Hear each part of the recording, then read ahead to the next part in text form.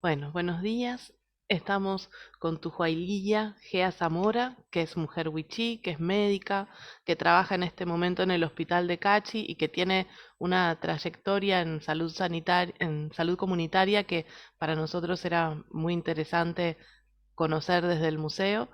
Bueno, gracias Tuju por compartir este espacio con nosotras y te agradecemos el organigrama de horarios para poder conversar. Primero que nada, queríamos contarte que cuando nosotras buscamos información sobre vos para poder pensar esta entrevista, todo el tiempo el titular es Primera Médica Wichí. Y en eso que aparece como un logro familiar, comunitario, en realidad por momentos parece demasiado heroico. Y nos preguntábamos si querías contarnos, bueno, ¿por qué tu formación es tan excepcional y por qué se presenta de ese modo? ¿Qué problemas hay detrás en el acceso a la educación? Bueno, muchas gracias por la invitación, por pensar en mí para este espacio. Sí, efectivamente, casi siempre que me hacen una entrevista, generalmente como se encamina, digamos, hacia el lado de la meritocracia, el haber superado un montón de dificultades, una piba que viene de las comunidades a estudiar, ¿no? Eh, y además me presentan como de la comunidad wichí, sin tener en cuenta que el pueblo wichí es un pueblo que tiene una variedad inmensa, incluso de clanes, de distribución, de tradiciones, ¿no? Porque estamos distribuidos en todo lo que es el Chaco Gualamba, ¿no? Entonces yo formo parte de una de las parcialidades Wichí, específicamente de ahí de la zona de lo que es el Chaco salteño, embarcación. La particularidad, digamos, de mi formación, digamos, sí entendemos, nunca dejamos, digamos, por ahí de destacar, que es lo que siempre hablamos, digamos, yo ya hablo de mí como si fuera otra persona, ya después de 12 años de que se viene manejando ese discurso, de que sí, obviamente es algo excepcional que una persona que pertenece a un pueblo indígena en Argentina, no solamente pueblo wichí, tenga acceso a la educación superior. Es algo excepcional, si hay un logro personal, obviamente de esfuerzo, de estudio, de horas, de dedicación, pero lo entendemos como un logro histórico, ¿no? Y una de las cosas que nosotros destacábamos, que siempre cuando hablamos, digamos, con las personas de la comunidad de mi familia, es que uno digamos, el impacto es hablar de la primera médica wichí y poder visibilizar lo que hay detrás de eso, como vos decías, que es la falta de acceso a la educación.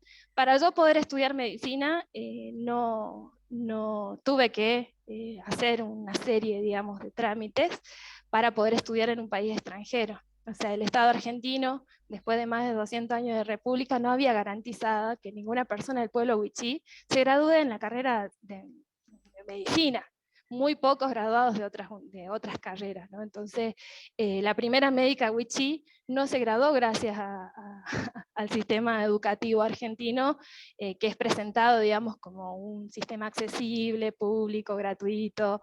Entonces, realmente o sea, mi formación fue producto de un proyecto que se armó, digamos, en Cuba, para comunidades de frontera y comunidades indígenas, para que estos jóvenes que venían de estas comunidades se formen y vuelvan a su comunidad. Es un proyecto continental que pensó Fidel Castro, que fue financiado en su momento también por Venezuela y por otros estados que pusieron un poquito de aporte para que nosotros y nosotras pudiésemos volver a las comunidades. En Argentina actualmente tenemos 3 médicas wichí graduadas.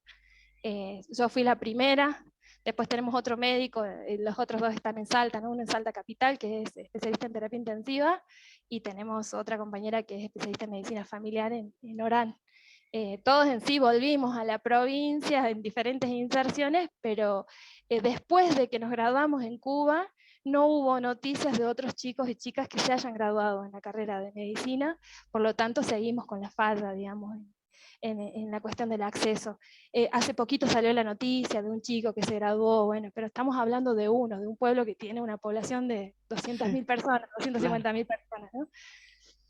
Y Así que en, bueno, nada, nosotros no nos agarramos mucho del aspecto heroico de la formación, sino desde la crítica al Estado y de la crítica a la accesibilidad a la educación y a la imposibilidad que tienen nuestros jóvenes y nuestras jóvenes indígenas de poder armar un proyecto de vida en función de una carrera o de hacer aportes a la comunidad desde otro lugar, ¿no? Profesional.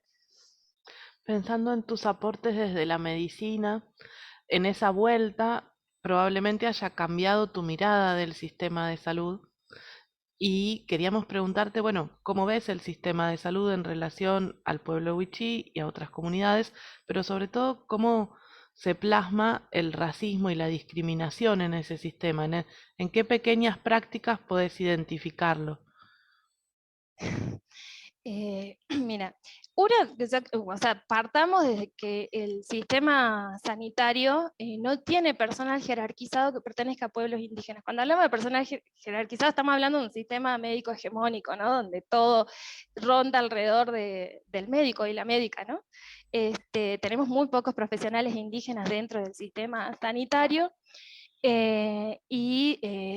Están la mayoría de los profesionales de la salud que son indígenas, están, digamos, en lo que se podría decir como en cargos más jerarquizados, como son los agentes sanitarios, que son para mí, digamos, de mi formación, de forma de ver, digamos, la organización del sistema sanitario, es el personal clave dentro del sistema sanitario, ¿no? Son personas que desde como trabajadores no están adecuadamente jerarquizados, no se reivindica su trabajo adecuadamente, más allá, digamos, que para el discurso, pero son la cara de la comunidad ante el sistema sanitario y la cara del sistema sanitario ante la comunidad. Las carreras de enfermería tienen muchas personas que pertenecen a pueblos indígenas, pero también es una carrera bastante jerarquizada, ¿no? O sea, todo ronda alrededor de las decisiones médicas y de las políticas que se definen desde un ministerio, desde una oficina o desde alguien, ¿no? Desde quién gobierna y quién define cuál es la política pública que se hace sobre pueblos indígenas. Sí, es evidente el racismo en el sistema sanitario, partiendo desde que en la planificación de la política pública sanitaria no se tiene en cuenta la participación comunitaria, la participación de los pueblos indígenas como está definida, digamos, desde el convenio 169 de la OIT hasta la Constitución Nacional, la 23.302, digamos, no hay un proceso de inclusión y de garantía de participación de las comunidades indígenas en el armado del sistema de atención a los pueblos indígenas. Además de que el personal sanitario, en sí, digamos, si vamos a hablar específicamente de los sanitarios, no tiene, digamos, una formación en interculturalidad, ¿no? Digamos, no se entiende qué es la interculturalidad, por ahí se piensa más bien como un concepto, y el concepto es hermoso, ¿no? Digamos, donde conviven dos o más culturas en una relación de reciprocidad, de respeto, horizontalidad y qué sé yo. Entonces, nada, se habla como he visto, digamos, en algunas currículas de formación, que se habla de un concepto de interculturalidad que en realidad no se entiende como un proceso, sino como nada, un concepto más, digamos, ¿no? Entonces, la misma política que está definida para la capital, por ejemplo en Salta, es la que está definida para las comunidades del Chaco Gualamba, del Chaco salteño, y obviamente como no es un sistema sanitario que está adaptado a la población específica de ahí, que tampoco tiene una participación efectiva de las comunidades, no es, digamos, adecuada, digamos, las personas no tienen, de las comunidades o las instituciones comunitarias no tienen ningún tipo de voz a la hora de la aplicación, digamos, de estrategias de abordaje de problemas sanitarios, ¿no? No solamente eso, sino el trato personal que existe, ¿no? Digamos, esta cuestión de pensar que el indígena es un ser inferior, que lo he visto, lamentablemente, muchos de mis colegas médicos y médicas, el trato, digamos, diferenciado a las personas que pertenecen a pueblos indígenas, tal vez la falta de voluntad de poder entender que el otro, que esa persona que vos estás atendiendo es un otro diferente y que requiere otras formas de atención, ¿no? La provincia, voy a hablar específicamente de la provincia de Salta, que es la provincia donde yo me desenvuelvo. La provincia de Salta tiene una ley que es de creación de red sanitaria intercultural, ¿no?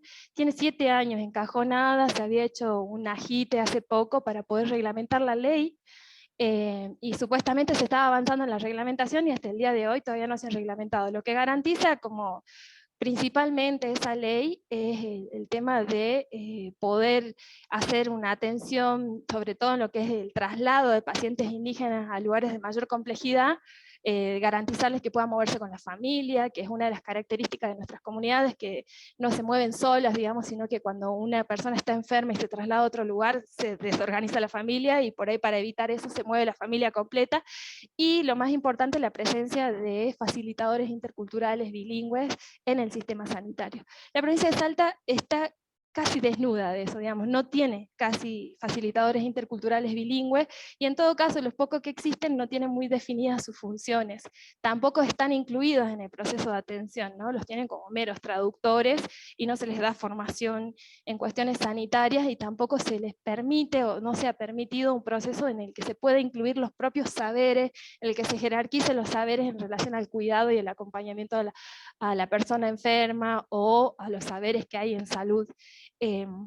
Estamos, digamos, en este proceso inicial, tenemos una ley de creación de red sanitaria intercultural que es para acompañamiento en el tránsito clínico de pacientes indígenas, pero estamos ahí, digamos, no se ha avanzado a una, por ejemplo, una ley de salud intercultural, una ley de salud indígena, ni siquiera intercultural, digamos, esa es la deuda que tenemos, ¿no? Entonces ya tenemos un sistema sanitario que no contempla el poder garantizar la reglamentación de una ley que propone algo tan básico como un facilitador intercultural en el sistema sanitario, mucho menos vamos a avanzar una ley de salud indígena que permita que los pueblos indígenas tengan una atención adecuada a su propia cultura, ¿no? Entonces eso ya es racista. El no formar perfiles profesionales que sean de pueblos indígenas es racismo. El que los perfiles profesionales que están formados no tengan la mirada intercultural en su formación también es racismo, ¿no? Y obviamente las prácticas diarias en el sistema sanitario son sumamente racistas, y yo misma lo he vivido como médica, como profesional, trasladando un paciente, por ejemplo, desde Santa Victoria Este, que es donde yo estuve trabajando, al hospital de Tartagal, donde a mí se me recibe digamos, de forma chocante y sin darle valor, digamos, a mi intervención, a mi diagnóstico, a mi propuesta de atención a una persona que pertenece a mi propio pueblo indígena. Es como que, nada, si sos indígena no tenés, digamos, esa capacidad de participar del proceso. Y ese trabajo en Santa Victoria Este, pensando en todo lo que fue el trabajo comunitario, de atención sanitaria en las comunidades, ¿cómo fue ese trabajo? ¿O qué criterios, digo, más allá de pensar, porque entiendo que una es la revalorización de estos referentes sanitarios?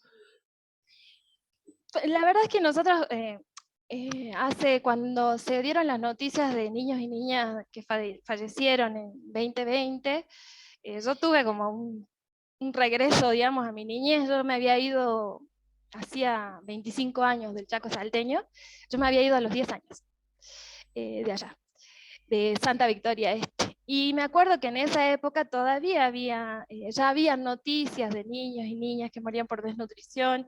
Entonces 30 años después, 30 años no, Dios, 25, 20 y piquito de años después, tenemos las mismas noticias. Entonces era terrible, digamos, pensar en que después de más de 20 años seguía sucediendo lo mismo en el Chaco salteño.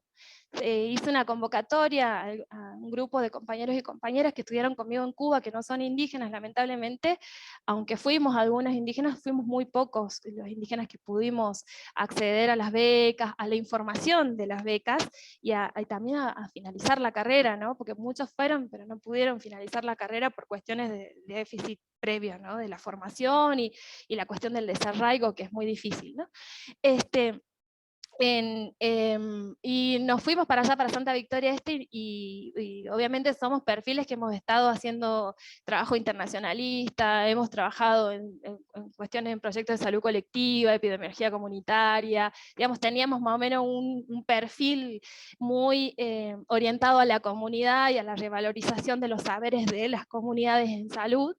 Entonces fuimos para allá y armamos un equipo de fortalecimiento de primer nivel de atención que tenía como primera intención respetar y revalorizar todo lo que son los derechos de los pueblos indígenas, ¿no? Desde el convenio 169 de la OIT y todo lo de ahí para abajo, digamos, hasta las leyes locales que garantizan participación comunitaria y, en lo posible, obviamente, un proyecto muy humilde, sin financiamiento, de hecho en el marco del Estado, porque nos hicimos contratar por la provincia de Salta, poder bueno, uno, garantizar el respeto por los derechos de los pueblos indígenas, el respeto por los derechos del paciente, y todos los otros derechos que tienen que ver con la salud, ¿no?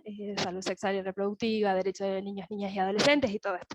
Entonces llegamos ahí y planteamos un proyecto que respete los derechos de los pueblos indígenas, de los derechos humanos en general, que tenga la interculturalidad como un proceso transversal a toda la práctica que se hace y que esté adaptada al territorio. O sea, siempre planteamos el trabajo desde la voz, digamos, del territorio, ¿no? Digamos, contemplar la diversidad territorial del espacio en el que te asentas y trabajar de acuerdo a lo que ahí encontrás. Entonces, intentar de que todo proceso de intervención tenga participación comunitaria y con eso poder garantizar, digamos, este proceso intercultural en la atención. Una medicina muy orientada a la territorialización de la atención, descentralizar la atención hospitalaria y poder llevar la atención médica o sanitaria a las comunidades. Entonces, nuestro trabajo era, teníamos base en el hospital, pero todos los días salíamos a una comunidad diferente. Esa zona tiene de 160 a 180 comunidades. Pudimos estar poco tiempo, porque es muy difícil cuando vos de alguna manera cuestionás la forma en que se está trabajando, y lo haces, digamos, con acciones directas y utilizando los mismos recursos que ya existen, que el Estado puso ahí, que el sistema sanitario tiene, y demostrar que con lo que se tiene se garantizar, digamos, otra forma de garantizar acceso a la salud, ¿no? De garantizar el derecho básico del acceso a la salud y de garantizar, digamos, una atención que sea más participativa para las comunidades. Lamentablemente nuestro proceso fue muy corto, no pudimos seguir avanzando, y bueno, uno de nuestros objetivos también era formación, capacitación y acompañamiento a lo que son los agentes territoriales de salud. La verdad es que si nuestra idea, muy ambiciosa también, era poder pensar en un proyecto piloto que tenga resultados para que se contemple tal vez como un programa del ministerio, o pensarlo tal vez como una experiencia que se pueda, digamos, incluir cuando se piense política pública orientada a pueblos indígenas. Nos faltó mucho la pata comunitaria, pero bueno, necesitábamos mucho tiempo para recorrer el territorio, ¿no? A veces somos muy pocos, y el Estado no, el Estado y los agentes locales y el mismo racismo local, digamos, que todo el tiempo está planteando de que para los indígenas siempre hay proyectos particulares y qué sé yo, que nunca, digamos, florecen, ¿no? Siempre se quedan ahí en el camino porque ponen muchas trabas. Pensando en esta recorrida por los territorios, en esas interacciones, como qué problemáticas pudiste identificar, qué derechos crees que están vulnerados en esas comunidades. Yo te podría decir que todos. Bien, bueno, Todos. o mal, digamos, no bien en términos, pero es fuerte Los derechos escuchar en humanos, todos. todos, sí. No, personas sin documentos, digo, niños y niñas sin, no registrados como argentinos, se puede decir, falta de acceso al agua. El problema del acceso al agua en el Chaco salteño es histórico y todavía no se ha solucionado. Es impresionante, digamos, cómo constantemente vemos noticias y que se hizo un pozo acá, un pozo allá, pero realmente el análisis es que realmente no hay una intención de solucionar el problema, ¿no? Es evidente que la proyección es que las personas abandonen el territorio y poder terminar de usurparlo, ¿no? Digamos, de terminar de explotar el territorio, los recursos naturales, garantizarle el avance a la frontera agraria, ¿no? Digamos eso, porque, bueno, también está el tema de lo que son la violación sistemática de los derechos de niños, niñas y adolescentes, porque no hay un acompañamiento integral a las niñeces y a las adolescencias, porque con la devastación del territorio, de los recursos, con la ruptura de las estructuras tradicionales familiares, ¿no? Porque, bueno, o sea, el patriarcado y la forma, digamos, de organización del Estado que le ha garantizado más participación a los varones que a las mujeres, también ha roto estructuras y ha cambiado muchas dinámicas familiares, ¿no? Entonces, digamos, las mujeres también quedan medio atrás en el acceso a derechos. Los chicos y chicas se quedan sin posibilidades de hacer proyectos de vida, y muchas veces, yo trabajo bastante con adolescencias y con embarazadas menores de 15 años, está el tema este de que no hay tal vez una posibilidad de que haya un proyecto de vida más allá lo poco que podés tener a mano, que es el armado de una familia, la crianza, porque no hay acceso educativo, no hay espacios de recreación, tampoco se garantiza, digamos, que las personas puedan poder vivir y proyectar libremente en su territorio, ¿no? Entonces tenemos unas niñeces y adolescencias acorraladas, ahí, digamos, ¿no? Que digo, las mismas familias criollas pobres allá también lo sufren un montón, pero por ahí tienen más posibilidades de salir de ahí y hacer otras cosas, otras proyecciones en su vida, ¿no? Pero nuestras niñeces y adolescencias están encerradas. Para colmo, ahí vos sabés que son zonas de frontera, zonas de rutas, digamos, ¿no? Hay tráfico de personas, tráfico de drogas, hay contrabando, digamos, el acceso a lo que son los consumos problemáticos, el suicidio en la adolescencia, digamos, hay un montón de problemáticas que se presentan en nuestras niñeces y adolescencias que tienen que ver con la falla del Estado, digamos, en garantizar condiciones para que nuestras niñeces se desarrollen, y para colmo con el tema de la colonización, la avanzada de la culturación y de esta cuestión, hay muchas cosas, digamos, de la propia organización de la comunidad y de la familia indígena que quedan un poquito por fuera, ¿no? O sea, los niños quedan en manos del sistema sanitario, del sistema educativo estatal, y un poquito se lo arrancan a la familia, que ya no puede, digamos, continuar su vida como lo era ancestralmente o en otros momentos, ¿no? La gente tiene que sobrevivir, tiene que comer algo, tienen que salir como trabajadores golondrinas, dejar a sus familias durante largas etapas, los chicos y chicas tienen que buscar trabajo desde muy chicos, digamos, la verdad es que la situación en el Chaco es tremendamente devastadora, y es urgente hacer, eh, tomar medidas, digamos, con las comunidades, porque todo el tiempo están bajando proyectos de ONG, es impresionante la cantidad de ONGs que hay, o los proyectos estatales que están más basados en cuestiones asistenciales, pero no hay un planteamiento de cambiar realmente la cuestión estructural, el problema estructural, ¿no? Que es el acceso al territorio y la garantía de acceso a los derechos básicos. Bueno, tomando esto último que nos comentabas, te queríamos preguntar por la situación de las mujeres específicamente. Sabemos que se están haciendo asambleas que denuncian la violencia sistemática sexual hacia mujeres indígenas. Queríamos preguntar desde tu punto de vista, desde qué pasa con ese proceso y qué nos puedes comentar al respecto. Sí, en Salta principalmente se está dando un proceso muy, muy interesante e histórico, que es el tema de la denuncia colectiva, ¿no? O sea, un poquito para volver para atrás, digamos, yo trabajo hace varios años como itinerante, si se puede decir, en diferentes proyectitos, porque es muy difícil sostenerse en espacios así, pero hace un tiempo pues yo vengo trabajando, trabajé en adolescencia, en el Plan N, en el Ministerio de Salud, en su momento, e íbamos mucho para el impenetrable, ¿no? Y una de las cosas que más me impactó en ese momento fue cómo se dieron cuenta o cómo se visibilizaron casos de abuso sexual a niñas y adolescentes indígenas, ¿no? Que fueron a través de denuncias de filiación o de alimentos a los padres de estos niños y niñas que habían sido productos de violación. Entonces, claro, una se da cuenta que es violación porque vos preguntás la edad de la madre y después ves qué edad tiene el niño o la niña, y sabes que esa mujer, que en ese momento es una mujer, era una adolescente en el momento que tuvo a su hijo, ¿no? Tenía 12, 13 años.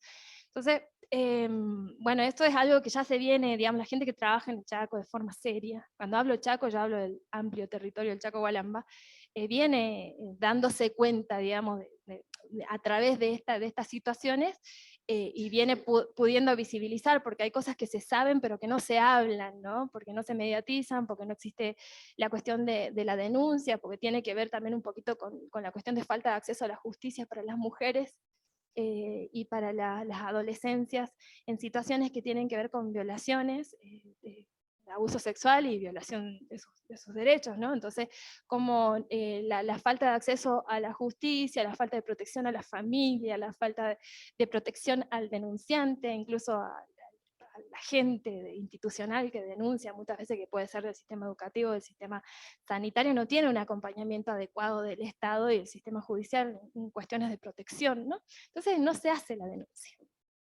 En este caso, en Salta se hizo una denuncia colectiva de un grupo grande de mujeres que después, bueno, fue reduciéndose por amenazas que se recibieron, porque, bueno, cada una hace su proceso, ¿no? El abuso sexual es una cuestión muy seria, muy difícil, también se vive íntimamente de diversas formas y se decide qué es poner y qué no es poner de una, ¿no? En este caso se hizo una denuncia de filiación por alimentos a los padres al cogestante de estas niños y niñas que nacieron producto de violación, principalmente por criollos. Yo voy a hablarlo también un poquito desde mi propia experiencia, ¿no? Yo soy una niña indígena, era una niña, ahora ya soy una adulta, que desde niña fui criada con las pautas del cuidado, ¿no? Siempre se habla, como que creo que en algún momento lo habíamos hablado, de la culturalización de la violencia y la culturalización de la aceptación del abuso sexual. Y puedo hablarlo desde la experiencia familiar, de mi entorno y propia, que desde que yo era muy, muy pequeña, se me enseñaron pautas de cuidado en relación a los varones y principalmente a los varones criollos. Yo me acuerdo cuando era chiquita, vivía en Santa Victoria Este, que por ahí me mandaban al negocio que queda diagonal a la casa, y cuando yo veía un grupo, 2 o más hombres criollos, yo pasaba corriendo, porque la imagen que yo siempre tuve de un grupo de hombres o de más de un hombre criollo era la posibilidad de una violación, o de pasar por algo que en ese momento yo no entendía, porque estoy hablando de cuando tenía 5 años, y que fui entendiendo en la medida que fui creciendo. A mí me conmueve muchísimo porque... Sí, porque es vivir el peligro en lo cotidiano, ¿no? Como... Exactamente. Y sin embargo, digamos, si hablamos de mí en particular, yo era hija de un criollo, yo soy mestiza, pero obviamente siempre considerada con mi identidad wichí, obviamente pues mi madre también es wichí y siempre fui criada dentro de mi identidad, ¿no? Y de mi pueblo. Pero digo, muchas de las niñas que tenían 9, 8 años, sí pasaron por esta situación, ¿no? Digamos, yo estaba de alguna manera protegida porque vivía más en el pueblo, digamos, de Santa Victoria Este, pero muchas de las niñas que tenían que salir a garantizar o acompañar el sustento familiar, por ejemplo, a vender algún producto, o tener que ir al pueblo a hacer algunas cosas, o volver de la escuela a su comunidad, sí pasaban por estas situaciones, ¿no? Tranquila, sí, claro, es imposible no conmoverse, y más cuando son personas cercanas. Lo que quería destacar, digamos, de lo que estaba contando, digamos, que al final No, terminé, estamos... fue que desde que somos niñas, las niñas indígenas somos criadas y en el discurso del cuidado, ¿no?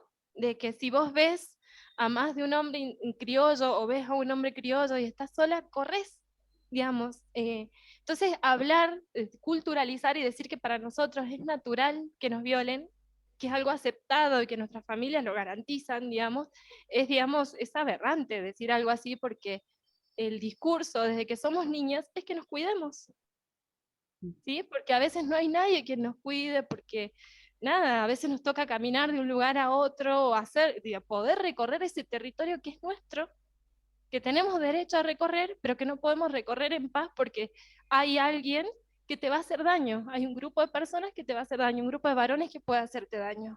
Entonces siempre tenés que estar cuidándote. Y Entonces, me gustaría aclarar que por ahí esta idea de que no hay nadie que nos cuide, no es descuido, es que estás haciendo un recorrido pequeño en un espacio que debería ser seguro, no es que no hay nadie prestando atención, por ¿no? el entorno.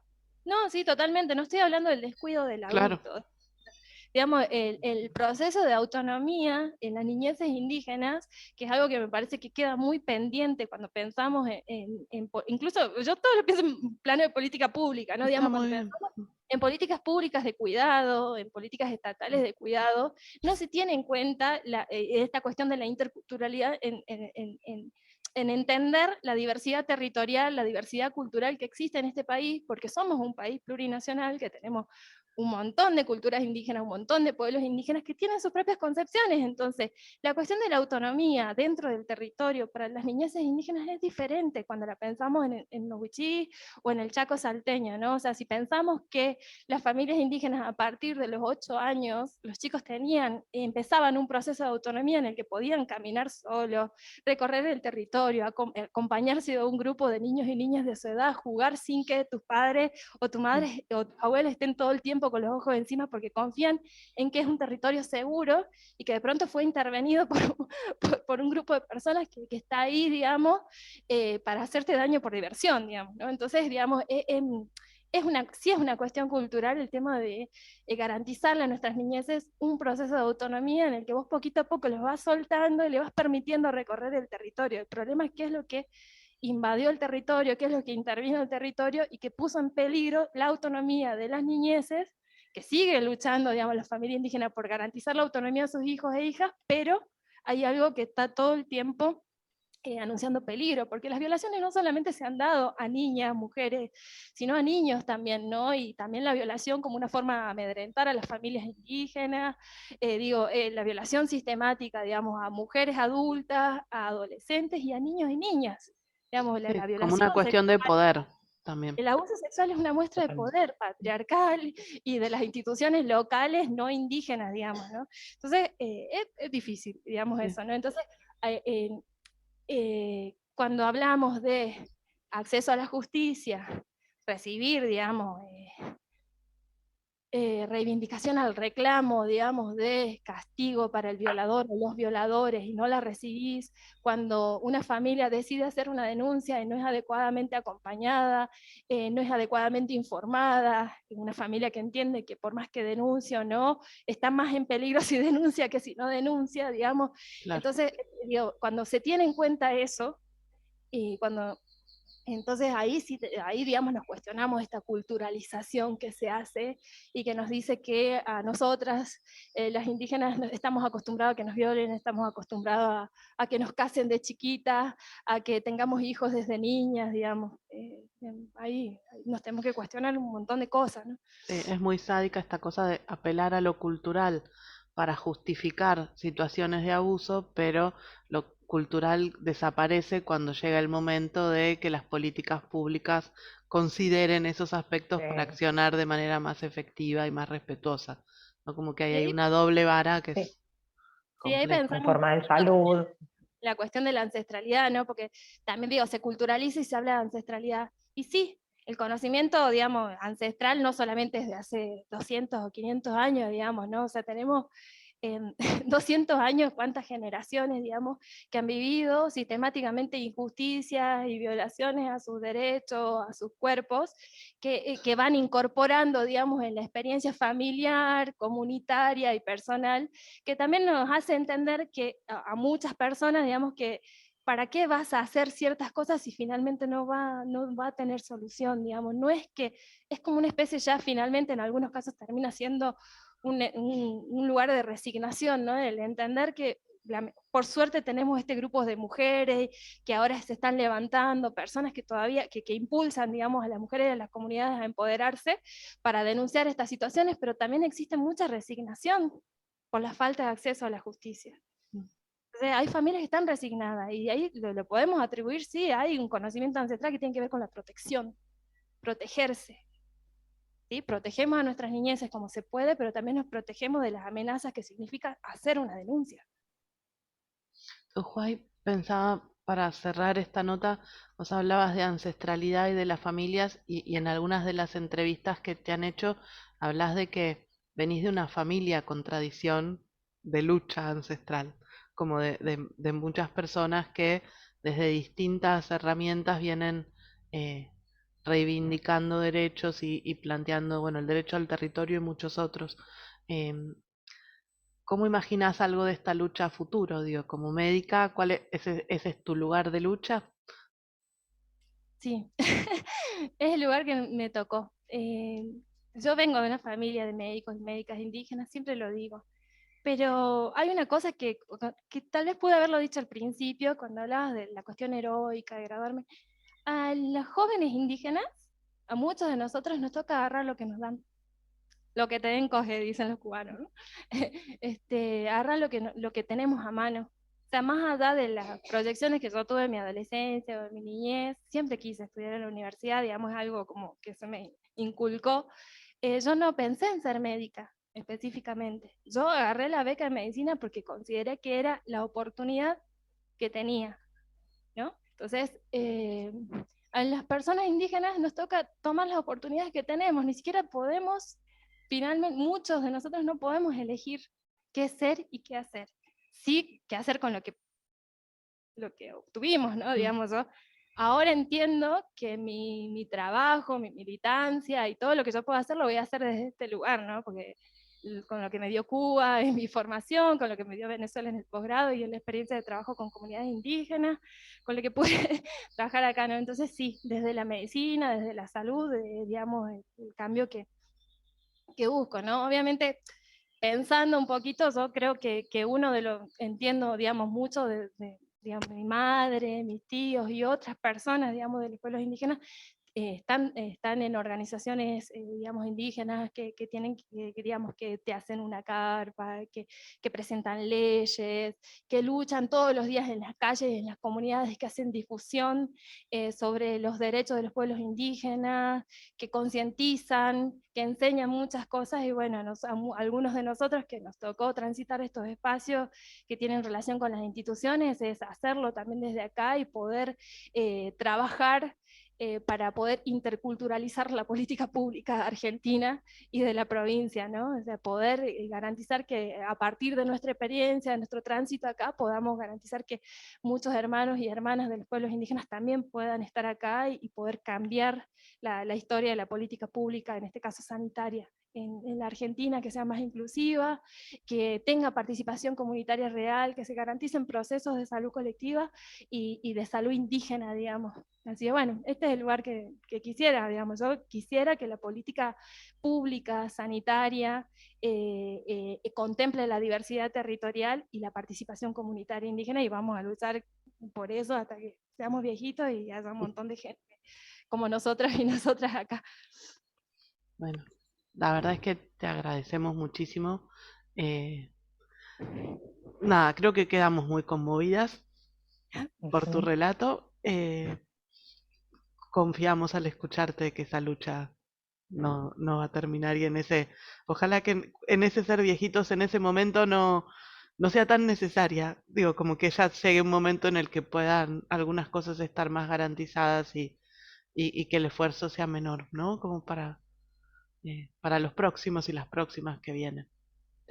Realmente te agradecemos un montón esta charla y quedamos a disposición para lo que podamos aportar. ¿Sí? Gracias. A vos. Muchas gracias. Gracias. Chao.